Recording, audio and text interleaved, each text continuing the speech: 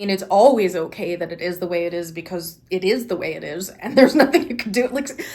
We can push as much as we want to push in life, however, in whatever avenue, but things happen, and life is not always pretty, simple, or predictable. So it's relevant for us to be able to be with it as it is. Life and the practice. And in my opinion, there really is no separation.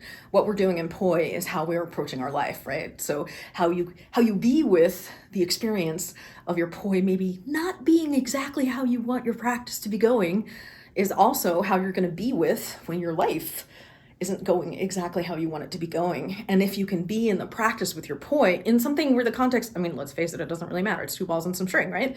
If you can be with it in that context, you can bring it to your life and you can be more satisfied in your beingness with whatever is unfolding around you. I mean, that's my opinion. Your mileage may vary.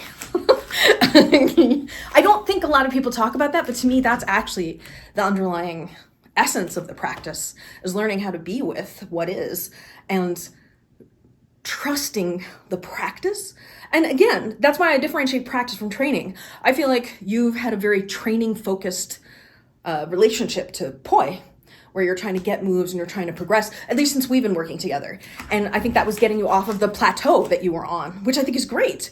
But now maybe, I mean, it's also this other idea of like, okay, you can be learning technique, but that's different than learning flow.